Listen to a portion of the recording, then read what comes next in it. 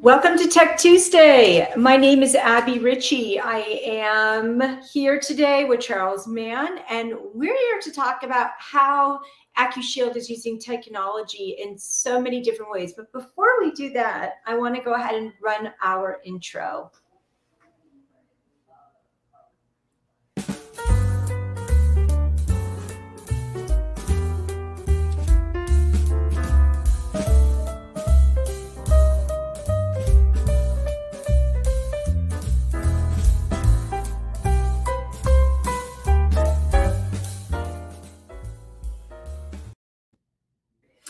Welcome to Tech Tuesday again, Charles Mann. I'm so glad that you're here. Thank you for having me. How are you today? Doing great. Thank you. Yeah.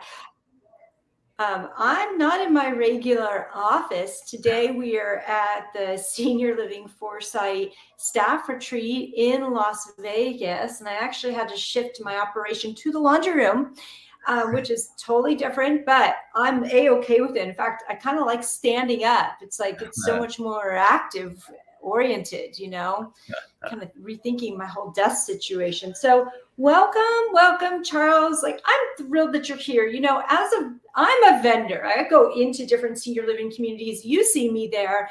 I'm checking in all the time, and I see Accushield, and because of that, I feel known. I feel like everyone knows that I'm here and why I'm here and who I'm visiting, and it always feels comforting for me. But when I don't see it somewhere, it's always concerning to me. And so I'm always interested in the new features. Sometimes I come across them just as I'm checking in. And so today we want to talk about some of those new features. Can you share those with us, please? Sure. I think the one that stands out to me and is really top of mind for a lot of our customers, and something that our customers have been dealing with, as well as myself as an operator, is staffing agencies. And the staffing agency uptick has really, is sort of on our industry in a very tough way. I can tell you, running buildings, there's been issues that I've had that deal with, one, not being able to get my arms around the agency providers that are coming and going. Did they show up that day? Did they sign in? Did they sign out? Am I being billed properly for the time that an agency provider spends? And so that's what we're hearing a lot of. I was just talking with a customer a few weeks ago, and it's always a surprise when 60 days later, they receive a bill from a staffing agency, and it is, obviously it's 60 days past when that, when that duty or when that person was working, and it's just a shock, right? And so this feature, and our hope is that we can help these operators understand, when these agencies show up, how much agency is in a community, and then as well look at it from an enterprise perspective. So if you've had a number of buildings that you want to get a global view of, this enables you to do that. So creating visualization, around those agency providers that are coming and going, and really act as a time clock, time and attendance for those individuals that aren't your employees but are working for an agency. Yeah, you mentioned earlier that you are an operator. You have a couple of buildings, and that this was an area and a feature that you really wanted to try to get on top of so that you could prevent those surprises, right? Mm-hmm. Yeah, and growing up in the industry, I think you know this, but my dad started building assisted living communities in the late 80s here in Atlanta, Georgia. And growing up and being in that industry and listening to my dad and listening to the issues that he dealt with, agencies, from what I know, agencies was always sort of a last resort. It was, a perfect storm has created itself, and we've got, a few of our CNAs out on vacation, and we have a few that got sick, and it was a last resort. And I think what's happened as the pandemic sort of started was, the ability to retain and to hire, new talent at the CNA role became more and more difficult, and it began to be a need, and began to be sort of that's my first resort versus the last resort, when hiring. And so, you know, during that time when I was running those communities during the pandemic, we got to a point where agency staffing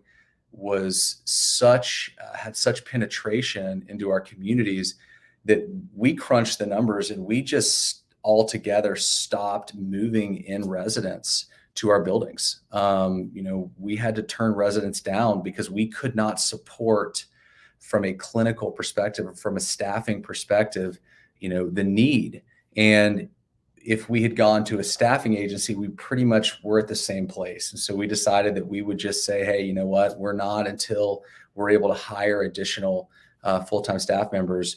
We weren't moving any residents in. And that's not a good way to run a business. And I don't think in the 34 years that my dad operated these communities, he ever had a situation quite like that. And so you can imagine, you're seeing agencies and you're seeing now these internal agencies. A lot of communities are looking to build their own agencies, right, that will feed employees into their communities. And you can use our software solution to really help get your arms around, right, when that person arrives and when that person leaves, and then be able to see exactly how those numbers tie into your full-time employees. Yeah, so it's like it's real-time tracking, right? That you're able to do. Okay. Exactly. Okay, Full-time great. And yeah, what is it like budget-wise? I'm just curious. What's it like budget-wise to have this type of staffing costs? Yeah, staffing agency, and it's all over the board. I think there's 29 states right now that have a regulation that basically doesn't allow a staffing agency to raise its price above a certain level, even based on the need, which I think is good. In my particular, in a use case that I might have in my community, it would be maybe not quite double, but darn close, right? And in our communities, we also have RNs and LPNs, which the price just continues to go up for those specialties. And so, it's a significant problem that I think all senior living providers and operators are kind of on the same team here, is that most of the providers are looking to decrease the amount of agency in their community to the point of zero. It won't ever get there probably because life happens. There's turnover. The CNA position as a whole is very difficult to maintain as a long standing profession, but it can be done. And I think that's where operators are getting really creative in how to keep, these CNAs in place and how to create that engagement. But staffing agencies will always be a part of senior living, but the hope is that we can bring that to a minimum where it becomes a necessary first versus really that first step or that first place you go, when you have a lull in your ability to hire new talent on. Yeah, absolutely. And it seems like there's a huge shortage. It's an ongoing problem. About how many communities have you been able to pilot this in? Yeah, so we have a lot of feedback. I've got a call after this, actually. We've been working on an agency dashboard, and Liz Butler, our product development manager, is leading, this new feature, this feature set, what we call, our staffing agency dashboard. And so we have not put this out into the wild, so to speak, quite yet. Our hope is that here in the next month, we will be able to promote this. I've got a call after this with a provider who is very interested in our ability to track this information. They've got a portfolio of 30 buildings, and they really need to get their arms around how much staffing they're using. And I think all of these operators and our customers can get at this information.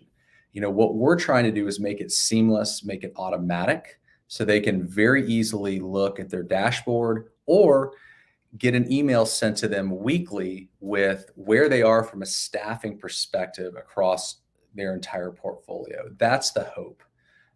We recognize that in a senior living community, I think I sat down and counted one day, there's about 45 different dashboards that an executive director could look at daily. That's a full-time job. And so where we're going with this is we want to give instant reports to give the top line information that they're most interested in seeing. And one of those things is how much agency is in a community, whether it's a daily report on an email, a weekly, a monthly, an email that goes to a regional or an owner or a C-level that covers the entire portfolio. We want to give a very easy way to see, that snapshot.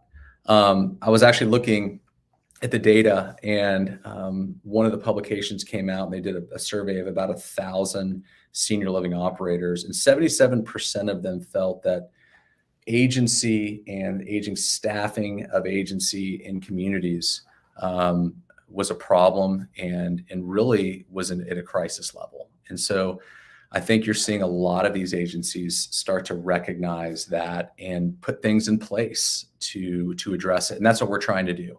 We're trying to offer a platform and a software solution where an agency staff provider signs into the kiosk. It lets the community know that that person is on site and then tracks them from a time and attendance perspective, what company they're working for, what they're doing, all of those things. And then we're also in conversations with some scheduling platforms that will be able to utilize that data to really help provide that global oversight as to what's going on from a staffing versus a staffing agency perspective and that ratio.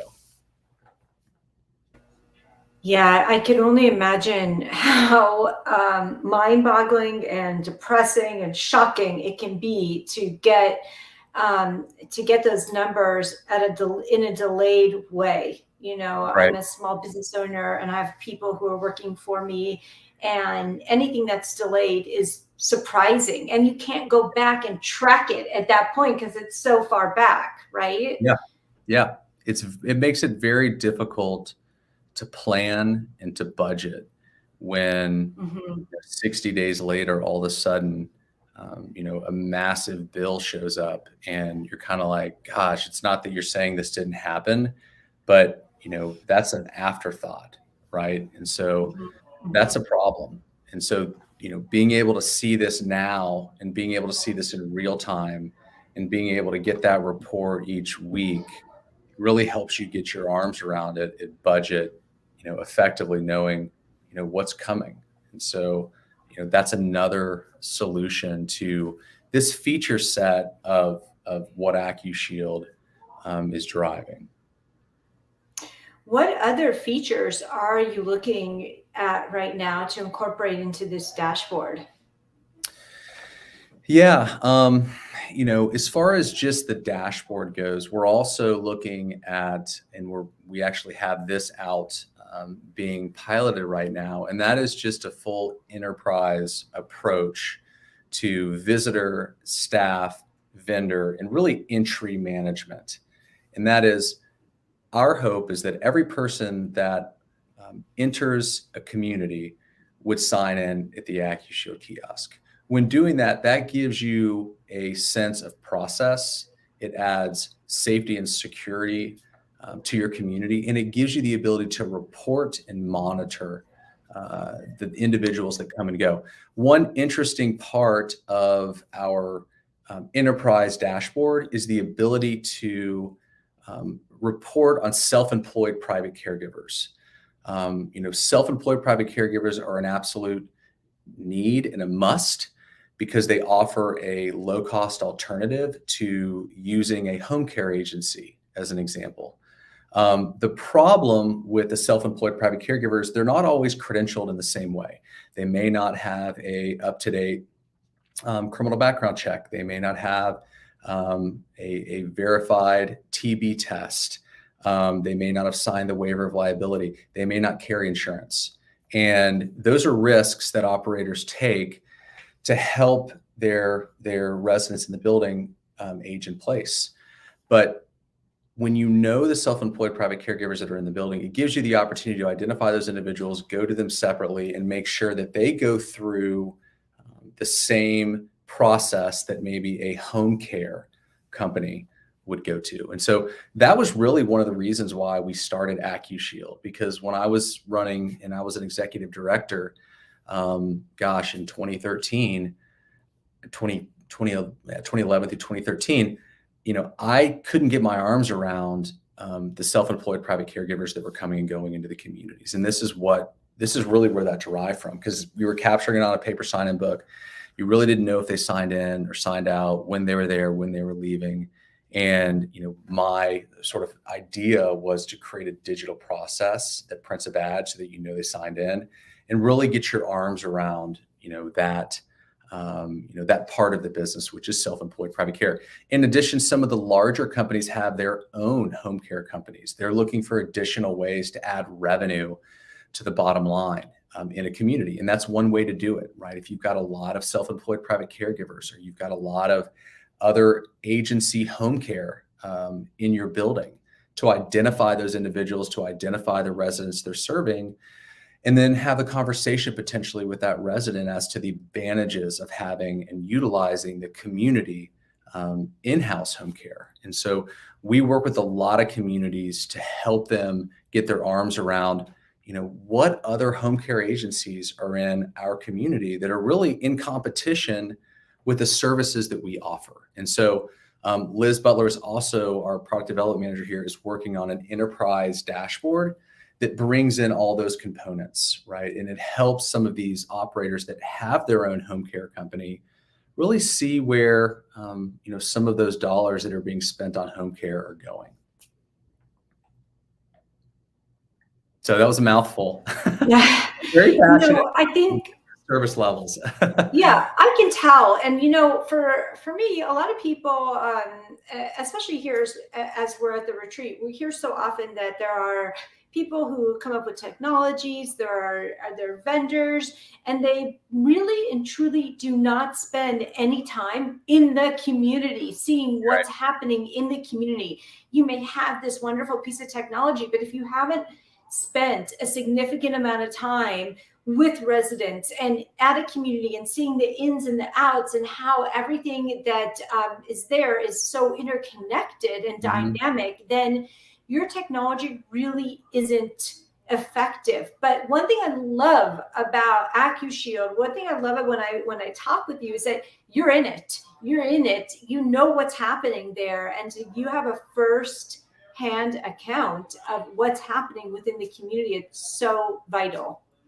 Gosh, our secret sauce at Accushield, and maybe I'm giving away too much, but no, is we are constantly talking to our customers. We don't have it figured out. I certainly don't.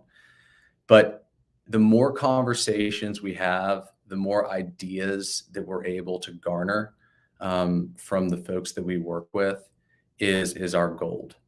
We actually have someone here today that's working with our product development team on a new feature that we're rolling out.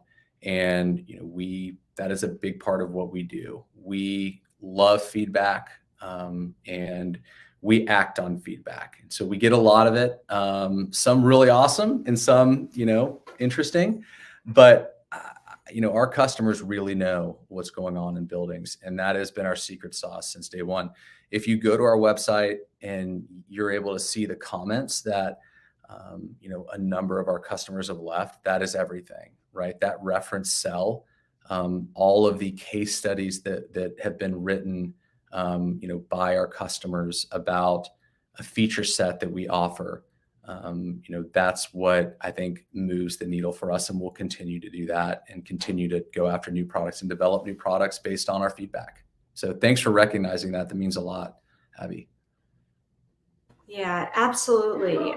It's just huge. So I wanted to ask you, because you've mentioned it a couple times, some of the other features. What else can we expect? What else are you looking for? I know we talked at one point about the QR code, about logging in that way. So what else can we expect from Accushield in the upcoming months and year? Yeah, I think a lot of what we're doing to create a more seamless process of sign-in.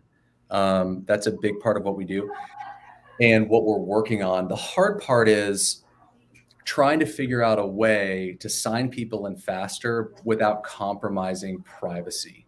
And there's a lot of ways to speed the process of sign-in up.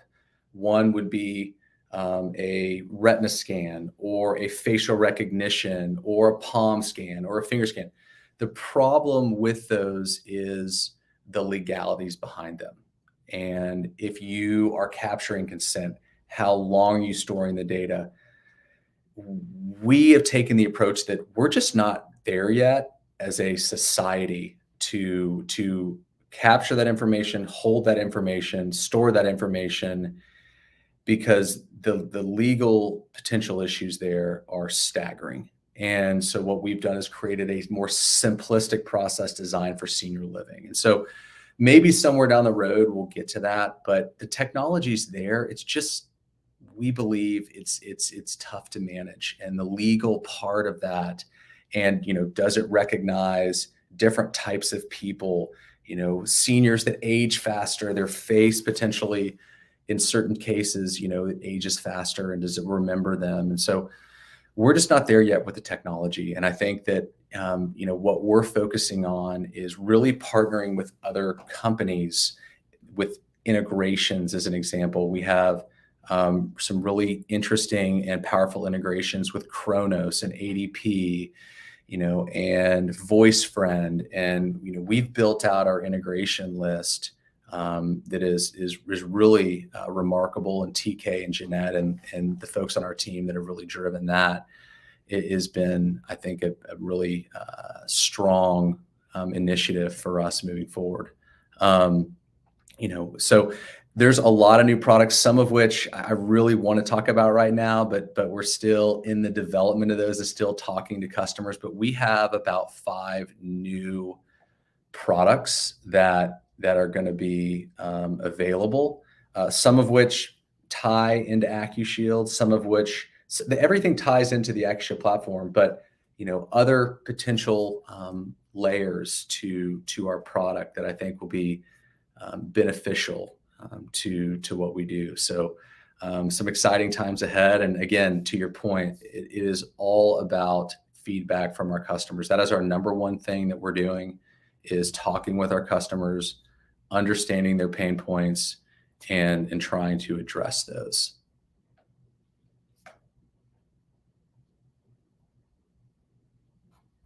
There we go. Thank you. Yeah. So we talked about some of the pain points, because when we talk about senior living, there are typically these two: there's staffing and there's occupancy. And you addressed that early on when you said that because you could not get a handle on the staffing, you had to put a limit on the occupancy, right? Mm-hmm. But Yeah.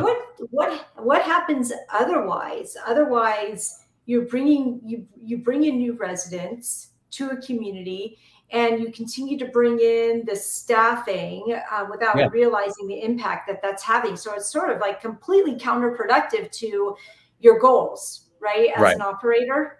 Yeah.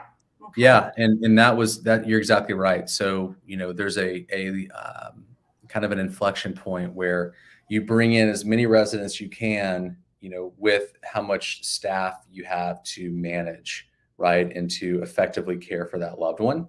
And if you're not able to do that, then you have to bring in agency staff. And that's where we were, is that we just said, hey, we're not going to use agency staff any longer. We're just going to keep the numbers where we are until, we're able to hire more people. And that was a tough decision to make. I will say one thing as far as occupancy, and you'd mentioned that one of the features that we have that has been, I think, very valuable to a number of our customers, and again, we've got a number of case studies as well, is our what we call Reputation Accelerator, right? And Reputation Accelerator all has to do with really marketing of the community online. And so I'll give you an example on a use case. A family member walks into a community, right? And he or she is there to see their mother or father.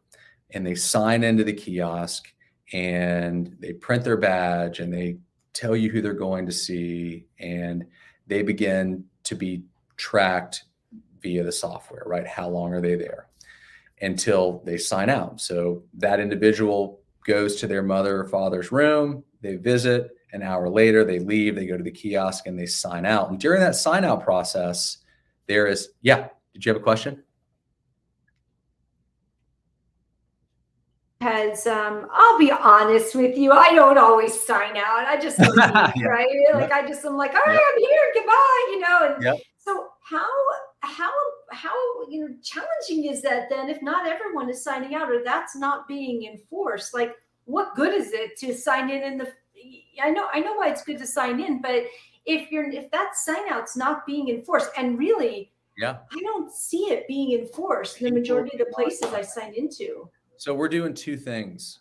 One, Mhm. we have created a base for our kiosk that they're basically giant metal arms. And if they see someone pass the kiosk and they don't sign out, they reach out and they grab that I'm just kidding. I was kidding. That wasn't a funny joke. I've used that a number of times, so it's not new. That dates back a number of years ago. No, here's what we're doing to address that. What we're doing to address that is a text message that asks you, are you still there? Right? Similar to if you're on Chase Bank or Bank of America and you're signing in and then you leave and it says, are you still there? That's one way to do it. You can set an auto sign out, right? You know that the average time an adult child is spent in a community visiting a resident is 2 hours, and you can create the auto sign out. The great news in during that sign out process, and let's say that as a director, I say, you know what, I'm going to auto sign a family member out after 4 hours. Boom, they're signed out. What also can happen at that point in time, they can be sent a text that says something like, thank you for visiting today. Please leave a online review and give us some feedback on your visit. And so they hit the link and it sends them, let's just say, to Google reviews, or it sends them to Facebook, or it sends them to a lead referral agency where they want to get a lot of reviews.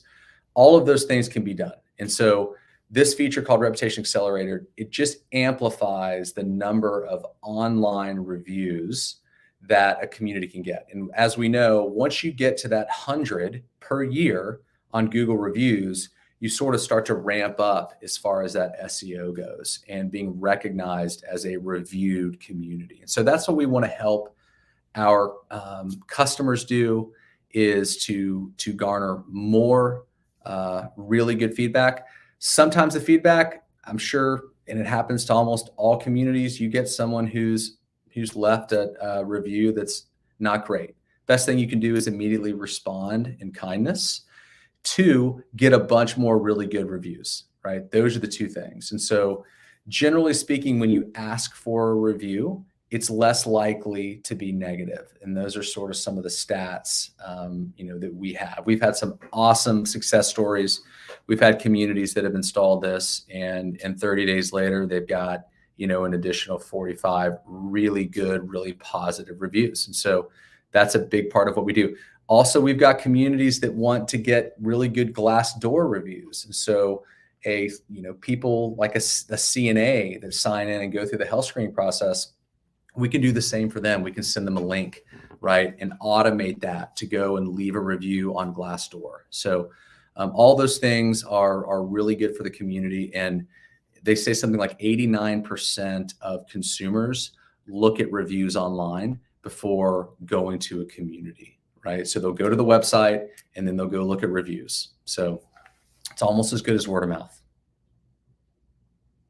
To be able to do your review, to sign out from your mobile device is brilliant. Anytime that you can remove the friction in that way, and also benefit at the same time from just immediately getting the review, is a brilliant concept right there. And friction reduces conversion. So anytime that you can remove that, you are closer to meeting your goals as a community and as a business owner. Well put. Yeah, thank you. Thank you. Goodness, I am just, amazed and impressed. You know, I'm in these communities all the time, and you know, I think a lot of us just take for granted what exactly your kiosk is able to do. And you just, you know, go sign in. Yeah, you got all the, you know, where you on a cruise, where you're around, Yeah. you know, and take the awkward picture. I always got to stand up on my tippy toes and whatever. But in the long run, what it's doing for the operator is being able to control all of the Right. people who are visiting and track it and be smarter and be able to serve your community better and more efficiently. And I just absolutely love that. So I want to thank you. You're Thank having you. an impact on, you're welcome, on so many communities and helping them in so many ways. And I'm just immensely impressed with your technology and what you've been able to do in piloting these different features. And I'm definitely looking forward to seeing what else you have in store. Awesome. Well, thank you for having me, and appreciate the positivity towards what we do, because you know, we believe that that Accushield provides a layer of security to communities because we help operators know who's in the building. So 100%, 100%. Well, thank you for those of us who joined us here today, and we will see you back here next week. right. Charles, if someone wants to see inside Accushield, where should they go? Yeah, go to accushield.com, take a look at it, you know, read, don't take it from us, you know, look at what our customers have written and contact those customers. And then if you like what you see, there's a book a demo or give us a call. There's a number on there. You can call us directly. So that would be the best place to go. Wonderful. Thank you so much. I like your badge too. I want one just like that. Oops, Yeah, I like it. I like it. So are you now going vertically instead of horizontally? You know, Or the is that your badges are special different. badge? Yeah, so there's a family friend badge is vertical, and the vendor badge or home care third-party healthcare provider, right, is horizontal. And then even staff can print a badge and volunteer. So their orientation is different. So an executive director can see down the hall if someone's there providing a service, if someone's there visiting a resident, if someone's there as a volunteer. So all of those badges mean something different, and that's all part of identifying who's in the building. Yeah, I love it. I love it. Keep up the good work. We'll see you all back here next week for Tech Tuesday. Thank you for joining us. All right.